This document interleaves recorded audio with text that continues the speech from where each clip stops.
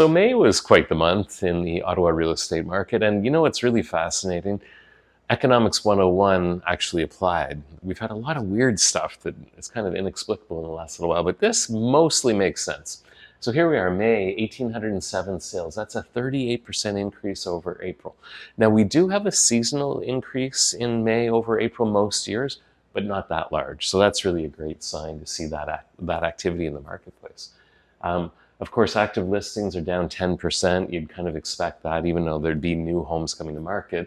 When you sell almost 500 more, likely we're going to have a drop in inventory. Months of inventory then went from 3.7 to 2.4. So that's a 35% reduction in inventory.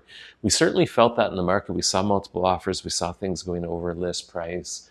We've got clients looking for things they can't find. A couple of clients that are feeling like their deadline to move is getting close. So we definitely saw that kind of constricting of the market. And lo and behold, Economics 101 would say that as supply kind of falls, prices would shoot up, and they did by 3.1%.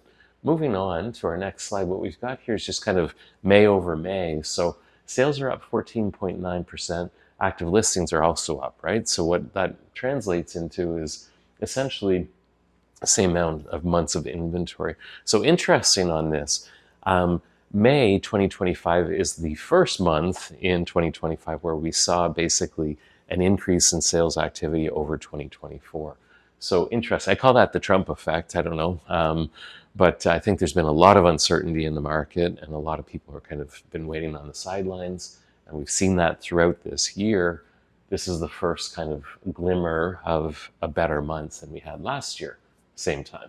Moving on, this is also very cool, although Economics 101 doesn't apply to one of the slides here. So single-family homes, we've had a 4.3% increase in sales. We're seeing at 2.3, or in price, sorry, 2.3 months of inventory, and we're at 870. Townhomes, this is interesting. Smallest level of inventory, but a slight reduction in price. Statistics.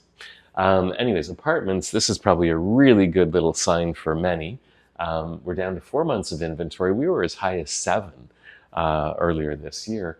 492 prices are on the way up on the condo market. This starts to make some sense. We saw the center of the bell curve, kind of that average $800,000 home, really moving very quickly over the last couple of months. And I kept saying to myself, how can that move and not, the house that would inform that, the condo buyer moving up, etc.